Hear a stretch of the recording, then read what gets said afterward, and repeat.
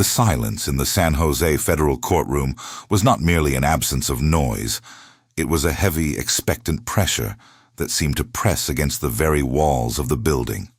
Outside, the world continued its frantic pace, with Silicon Valley's engineers and entrepreneurs still chasing the next big disruption. But inside this sterile room, time seemed to have slowed to a crawl.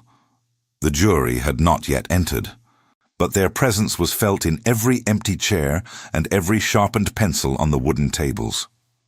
This was the stage for the final act of a 15-year drama, a confrontation between a bold vision of the future and the inconvenient truths of the present.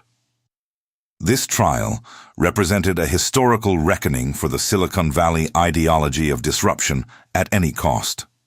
In the center of this tension sat Elizabeth Holmes, the woman who had once been the youngest self-made female billionaire in the world. To the observers in the gallery, the transformation was startling. Gone was the severe, Steve Jobs-inspired black turtleneck that had become her corporate uniform and her shield. Gone was the unblinking gaze that had commanded boardrooms and gala stages alike. In her place sat a woman who appeared deliberately softened, wearing muted colors and carrying the palpable aura of a young mother. This sartorial shift was no accident. It was a calculated move in a high-stakes chess game, an attempt to replace the image of the ruthless CEO with one of maternal vulnerability. As she sat there, the weight of 11 federal counts of wire fraud and conspiracy hung over her like a dark cloud. Each count represented a different facet of a deception that had spanned over a decade, involving hundreds of millions of dollars and the trust of some of the most powerful people in the country. The prosecution's opening remarks were designed to pierce the veil of this new persona. They spoke of a lie that had been nurtured and protected since 2003, a story of a revolutionary technology that was supposed to change the world, but ended up endangering it instead. They described a 15-year narrative where the promise of a lab on a chip was sold to investors and the public, while the actual science behind the curtain was failing at every turn. The contrast was jarring. On one side was the $9 billion unicorn startup, a shining symbol of American innovation. On the other, the sterile reality of a federal building where that image was being dissected by lawyers and scrutinized by a jury of ordinary citizens. Before we continue, subscribe to the channel and tell us in the comments where you are watching from. This trial was not just about the collapse of a company. It was a trial of a culture. The prosecution argued that Holmes had weaponized the fake it until you make it ethos of Silicon Valley, pushing it past the point of ambitious marketing into the realm of criminal fraud. The charges laid out a timeline of deliberate choices where, instead of admitting the technology wasn't ready, Holmes and her partner Ramesh Sunny Balwani allegedly chose to double down on the deception. They used the reputations of men like Henry Kissinger and George Shultz to provide a veneer of legitimacy that discouraged any outside questions. This was a masterclass in psychological manipulation disguised as a medical breakthrough. The hook that kept the courtroom spellbound was the realization that this verdict was about more than just one person's freedom. It felt like the funeral for a specific iteration of the American dream, the one that suggests that if you believe in your own myth fervently enough, the laws of physics and biology will eventually catch up. As the proceedings moved forward, a sense of suspense filled the air. The world had been blinded by the charisma and the black turtlenecks for over 10 years, seeing only what Elizabeth Holmes wanted them to see. But now, the jury was being shown the shadows behind the light. They were looking at the data points that had been scrubbed and the machines that had never worked. What did these 12 individuals see in the evidence that the brightest minds in venture capital had missed for over a decade? To understand the weight of the courtroom silence, one must travel back to 2003, to the sun-drenched campus of Stanford University. Here, a 19-year-old chemical engineering student named Elizabeth Holmes decided that academia was too slow for the revolution burning within her. She was a dropout with an audacious dream. She wanted to democratize healthcare. Her vision was elegant, a single drop of blood, drawn from a tiny finger prick, analyzed for hundreds of diseases. No more needles or expensive lab visits. It was a promise of a future where health data was accessible to everyone, where early detection turned terminal illnesses into manageable conditions. This wasn't just a business plan. It was a manifesto that resonated with the soul of Silicon Valley's disruptive spirit. As the vision grew, so did the aura of inevitability. Elizabeth Holmes assembled a board of directors that looked less like a corporate roster and more like a presidential cabinet. She courted titans of history, men like former Secretaries of State Henry Kissinger and George Shultz, and General Jim Mattis. Their names lent her a formidable, impenetrable shield of legitimacy. If these pillars of the American establishment believed in her, who was a mere scientist to question her technology? This was the birth of the Theranos myth, where charisma and conviction bypassed the grueling standards of medical science. The Edison machine, a sleek black box meant to be the laboratory of the future, became the physical embodiment of this holy relic. It was a symbol few were allowed to see, let alone test. By the mid-2010s, the cult of personality was complete. Holmes was no longer just a CEO, she was a global icon. Gracing the covers of Fortune and Forbes, she was hailed as the next Steve Jobs, a visionary who had cracked the code of biology. She became the world's youngest self-made female billionaire, a title that demanded she maintain the illusion of progress at any cost. But while she spoke at the World Economic Forum, the reality inside the Palo Alto headquarters was crumbling. Behind glass walls, a desperate struggle unfolded. Engineers were trapped in a cycle of impossible demands, tasked with shrinking a room of laboratory equipment into a desktop printer. The feat defied the laws of physics. Machines overheated, samples were contaminated, and results were dangerously inconsistent. Inside those walls, the dream was already a nightmare of failed experiments and cover-ups. Despite internal failures, the outward facade remained pristine. Holmes and her chief operating officer, Ramesh Sunny Balwani, maintained a culture of extreme secrecy and intimidation. Employees were siloed, prevented from discussing their work, ensuring no one saw the full scope of the failure. In these windowless corridors, the atmosphere was one of utter paranoia.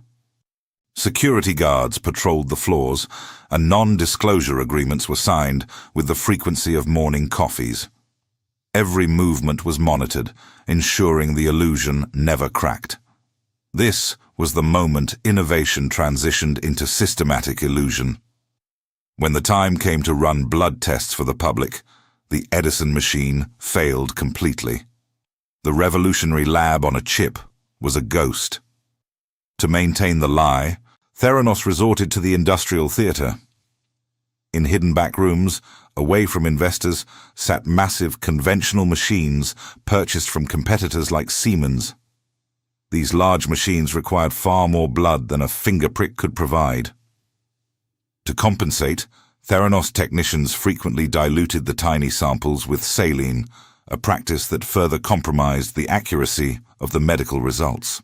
Patients across the country were unknowingly relying on these skewed numbers, making life-altering health decisions based on a series of elaborate lies and hacked commercial hardware hidden in Palo Alto's quiet backrooms. It was a breathtaking deception. A $9 billion company, acting as a high-tech front for a traditional lab, operating with none of the transparency and all of the risk. The brilliant technology was nothing more than a prop in a meticulously staged performance. Elizabeth Holmes had promised a revolution, but what she had built was a labyrinth of mirrors where truth was sacrificed for evaluation. The transition was total. The vision had become a mask, and the dream of democratized healthcare was traded for the preservation of a billionaire's status. The world was cheering for a breakthrough that didn't exist, unaware of the secret labs hidden in the shadows. The transition from the hidden labs to the mahogany-lined courtroom in San Jose marked the beginning of a legal reckoning that would dissect every word Elizabeth Holmes had ever uttered. The prosecution's narrative was built with the cold precision of an autopsy. They presented a mountain of evidence that they argued showed a calculated scheme to defraud investors of hundreds of millions of dollars. These were not just business deals gone wrong. They were carefully orchestrated performances. Lead prosecutor Robert Leach and his team displayed internal emails and recorded board meetings where Holmes and Ramesh Sunny Balwani spoke with startling clarity about capabilities they knew did not exist. They painted a picture of a leader who saw investors as ATM machines and truth as a luxury she could not afford. The prosecution's case was clear. Holmes knew the Edison machine was a failure, yet she continued to solicit millions by claiming it was a medical miracle. However, the defense countered with a narrative that felt native to the surrounding Silicon Valley. They portrayed Holmes as a young, tireless, and genuinely ambitious founder who simply failed. In the culture of the Valley, failure is often treated as a badge of honor, a necessary stepping stone to success. Her attorneys argued that being a bad manager or having a failed product is not a crime. They sought to reframe the entire Theranos saga as a tragic business collapse rather than a criminal enterprise. This was not fraud, they claimed. It was a startup that ran out of time and money before the technology could catch up to the vision. They leaned heavily into the fake-it-till-you-make-it ethos, suggesting that Holmes was merely following a well-worn path blazed by tech giants who preceded her. The trial took a deeply personal and visceral turn when the defense introduced allegations of abuse involving Ramesh Sunny Balwani. For 7 days, Elizabeth Holmes occupied the witness stand, her voice steady, but her testimony harrowing.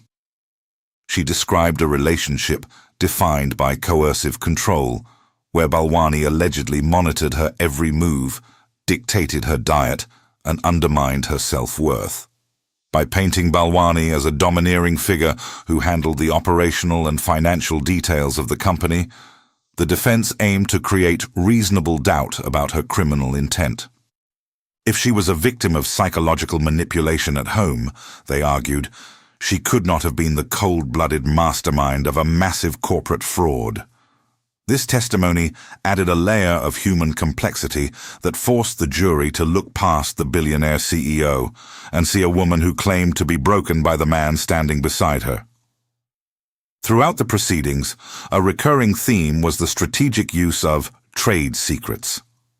For years, Theranos had avoided the transparency of peer-reviewed science by claiming their technology was too revolutionary to share with the public or regulators. In the courtroom, this was exposed as the ultimate shield for incompetence. The prosecution argued that the secrecy wasn't to protect the technology from competitors, but to protect the lie from the truth. This was the point where the culture of Silicon Valley crashed violently into the strict regulations of medical science. While a software bug might result in a crashed computer, a diagnostic bug results in a crashed life. The defense's reliance on the innovation requires secrecy argument began to crumble under the weight of testimonies from medical experts who explained that in healthcare, secrecy is often synonymous with danger. The tension reached a fever pitch during the cross-examinations. The prosecutors were relentless, showing Holmes document after document where she had personally added the logos of pharmaceutical giants like Pfizer and Schering-Plough to internal reports, implying these companies had validated her technology when they had done no such thing. Her defense, that she believed the reports were accurate at the time, felt increasingly thin against the paper trail of her own signature. The jury sat in a silence so thick it felt physical, watching the woman who had once been the most powerful female founder in the world navigate a minefield of her own making. Every question from the prosecution was a probe for a crack in the armor, and every answer from Holmes was a calculated attempt to maintain the image of the well-intentioned visionary.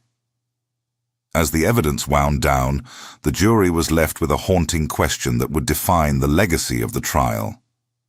They had to weigh the image of the controlled, maternal figure before them against the ambitious, turtleneck-clad executive who had commanded a multi-billion-dollar empire. Was Elizabeth Holmes a predator who had exploited the hopes of the sick and the greed of the wealthy? Or was she a pawn in a larger game, a young woman who had lost herself in a dream turned nightmare? The suspense hung over the courtroom like a shroud, as the realization dawned that the verdict would not just decide the fate of one woman, but would serve as a judgment on the very soul of Silicon Valley's hyper-accelerated culture. The world waited, breathless, as the 12 individuals tasked with finding the truth retreated to deliberate. The buzzer that echoed through the San Jose Federal Building was a sharp sound signaling that the jury's silence had ended. After 50 hours of deliberation across 7 days, the 12 jurors were ready. The courtroom, once a vacuum, suddenly filled with the presence of history.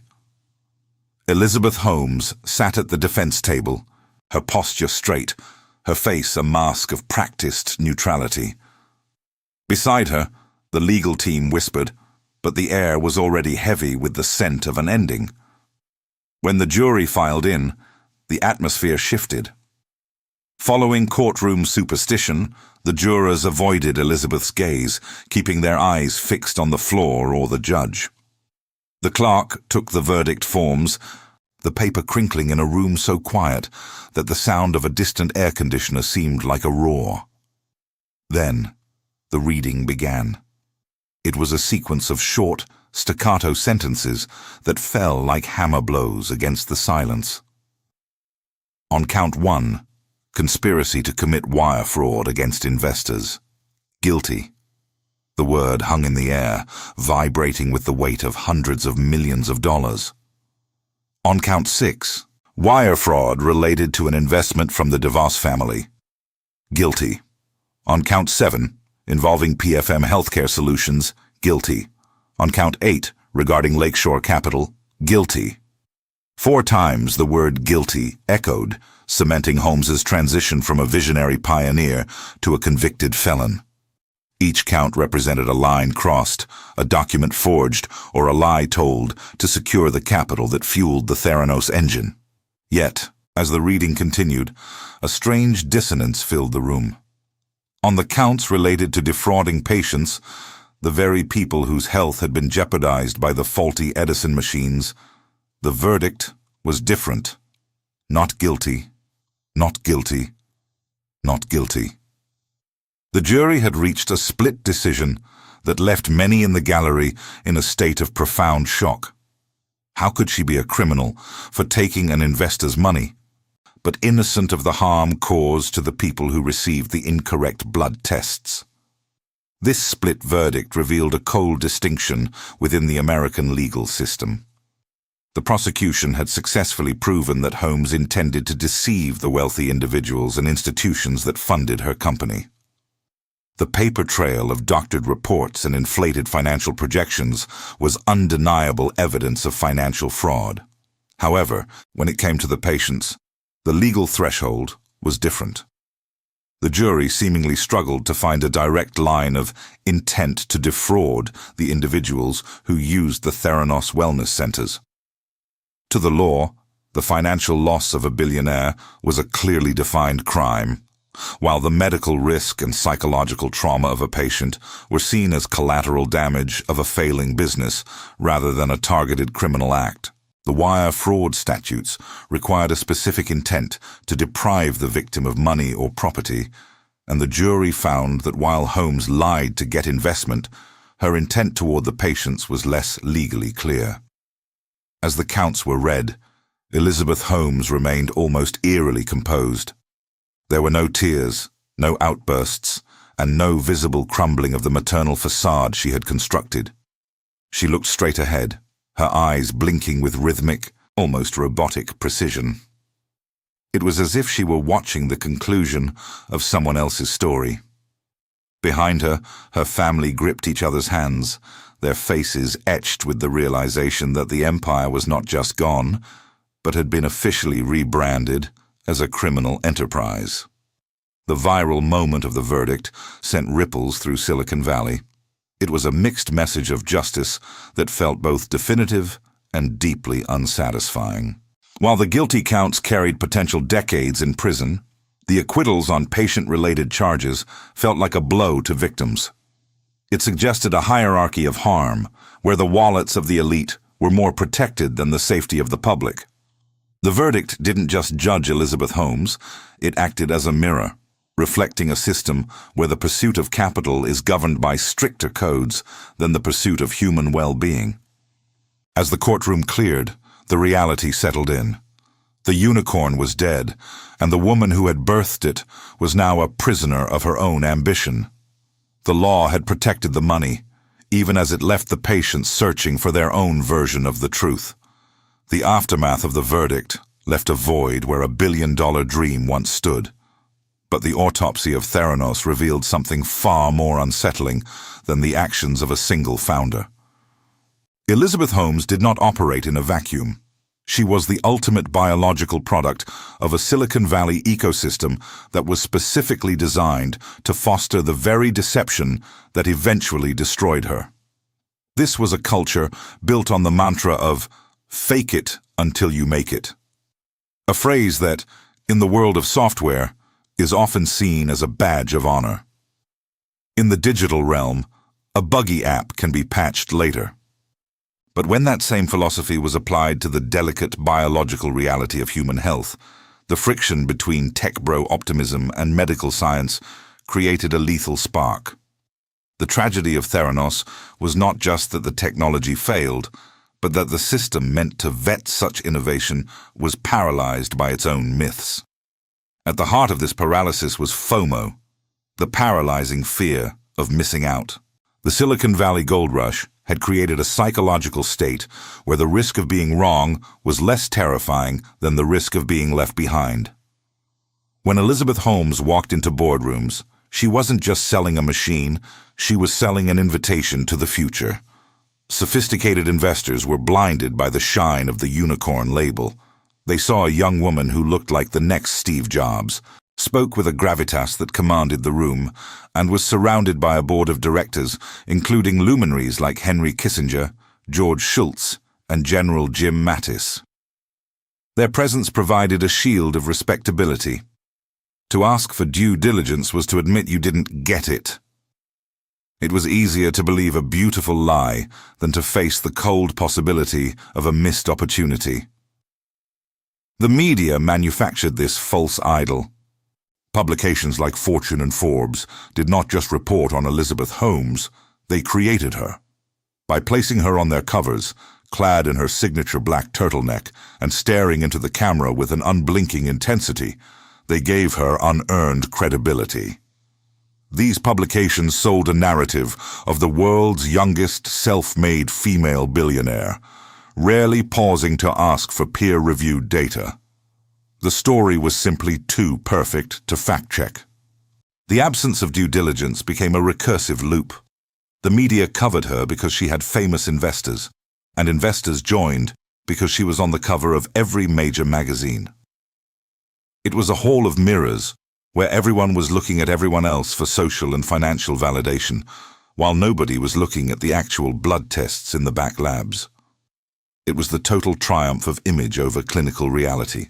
This failure was fundamentally underpinned by the God complex that defines much of the venture capital world, a belief that disruption is a moral imperative that justifies almost any means. In this worldview, the traditional rules of medical science, transparency and rigorous testing, were viewed as archaic roadblocks. Holmes leaned into this, using the label of trade secrets to deflect any inquiry into how the Edison machine actually functioned. The system rewarded her for the story she told, not the substance she produced. It prioritized charisma over the integrity of the product.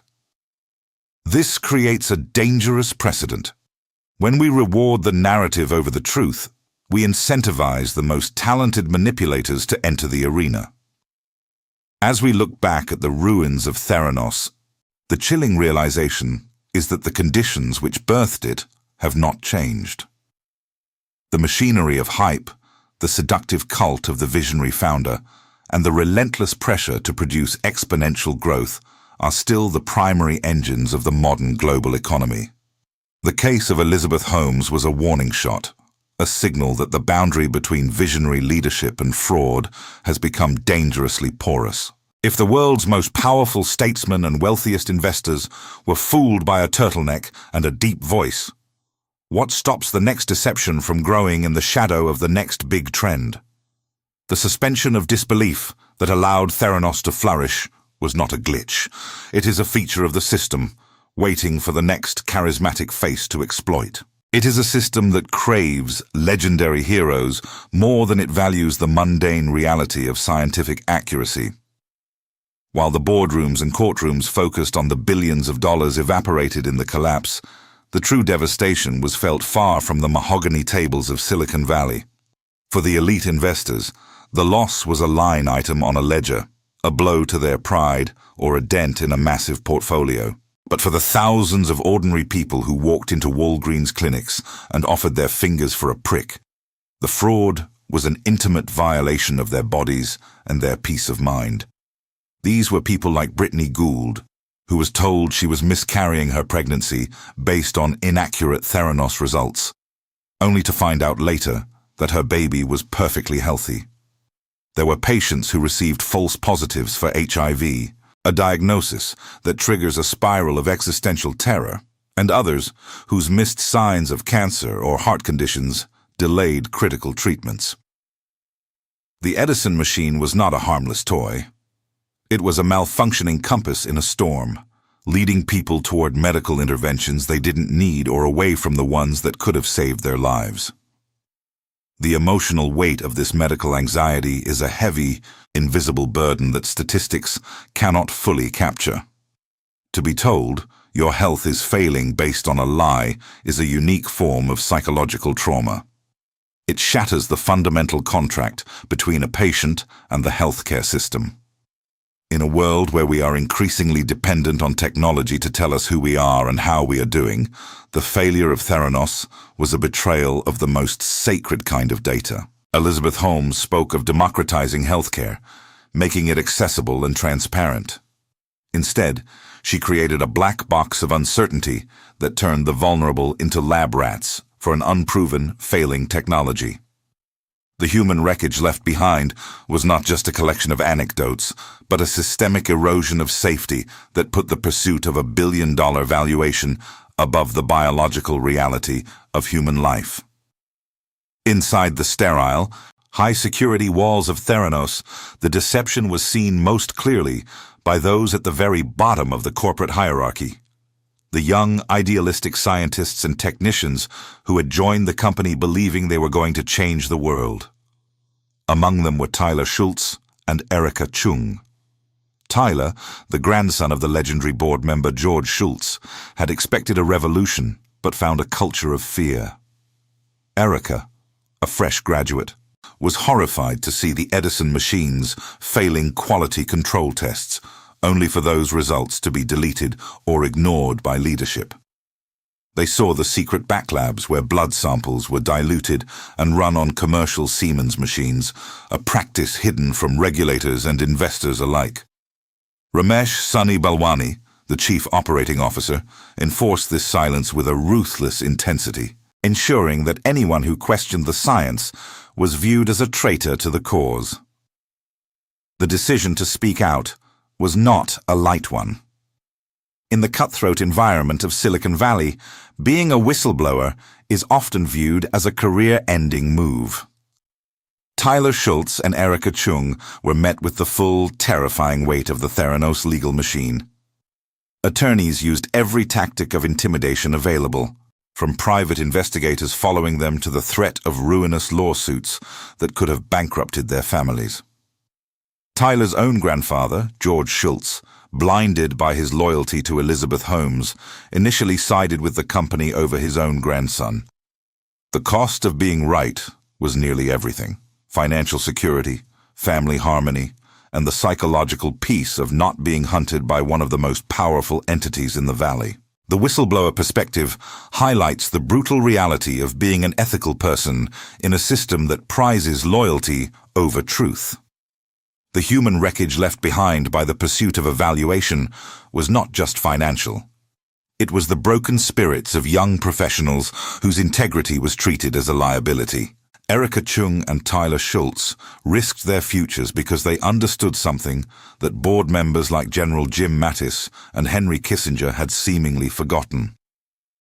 That in medicine, the data belongs to the patient, and the truth is non-negotiable. Their bravery eventually pierced the bubble, but the damage to the industry was already done. The greatest casualty of the Theranos fraud was not the money. It was the public's trust in science. When a company claims the mantle of medical progress while operating like a shell game, it poisons the well for future innovation. It reinforces a growing skepticism toward medical institutions at a time when clarity and honesty are most needed. The real legacy of Elizabeth Holmes is a scar on the collective consciousness, a reminder that behind every charismatic visionary, there must be a foundation of empirical truth. Without that truth, innovation is a high-stakes gamble with other people's lives, and the cost of the lie is ultimately measured in the fragile, irreplaceable currency of human health. The world was left to wonder if the next great breakthrough would be another miracle or just another masterpiece of marketing. The fundamental lesson of the Theranos saga is not merely a warning about the audacity of a single woman, but a mirror held up to a society that was so deeply desperate to be deceived. As the final legal battles subsided and the headlines began to fade, a profound philosophical truth remained. The danger isn't the lie itself, but our insatiable desire to believe it. Elizabeth Holmes did not just invent a malfunctioning machine. She identified a hole in the collective human spirit and filled it with a narrative of salvation. We live in an era that craves secular miracles, where the complexity of biology is treated like a software bug that can be patched by a sufficiently charismatic visionary. This is the psychology of the true believer, a state of mind where the hope for a better future becomes so blinding that it incinerates the very skepticism required to build it. The elite board members, men like Henry Kissinger and George Shultz, were not fools.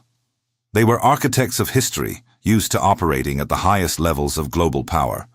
Yet, they fell victim to the same cognitive bias that haunts the smallest retail investor, the need to see a hero in a black turtleneck. In Elizabeth Holmes, they saw a reflection of the American dream in its purest, most potent form. She was the wunderkind, the dropout who would conquer the impossible and bring health to the masses.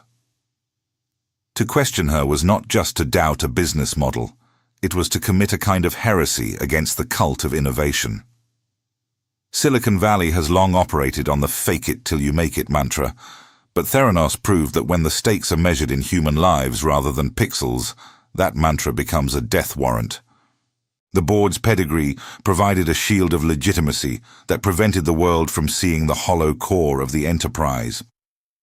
The final image of this 15-year odyssey was captured not in a high-tech laboratory or a gleaming corporate office, but at the gates of a federal prison camp in Bryan, Texas. When Elizabeth Holmes walked through those doors to begin her 11-year sentence, the transformation was complete. The soft, maternal image she cultivated during the trial and the steely, deep-voiced billionaire persona that preceded it both dissolved into the reality of Federal Register Number 24965-111. There was a symbolic finality to that moment, an end to an era of unchecked hype. The woman who once graced the covers of every major business magazine, hailed as the next Steve Jobs, was now a ward of the federal government, her empire reduced to a stack of legal transcripts and a mountain of debt. It was the physical manifestation of a bubble finally bursting, leaving behind nothing but the cold, hard floor of the justice system and the silence of a dream deferred. This downfall serves as a stark cautionary tale for the future of technology and ethics. It reminds us that charisma is not a substitute for peer review, and that a compelling why does not excuse a fraudulent how. As we move deeper into an age of artificial intelligence and gene editing, the temptation to follow charismatic leaders into the unknown will only grow stronger. The legacy of Theranos is a plea for the necessity of skepticism. It teaches us that the more revolutionary a promise sounds, the more rigorous our demands for proof must be. True progress is slow, messy, and often boring. It lives in the details of the data, not in the flourishes of a keynote speech. To prevent the next Elizabeth Holmes from rising, we must learn to value the whistleblower as much as the founder and the skeptic as much as the visionary. As the sun sets on this chapter of Silicon Valley history, we are left to reflect on our own role in the deception. We are the ones who clicked the articles and who cheered for the disruption without asking for the evidence. The case of Theranos was a collective failure of oversight, a systemic breakdown where the desire for a miracle overrode the duty of care. Ultimately, they didn't just buy a technology, they bought a dream that they couldn't afford to lose.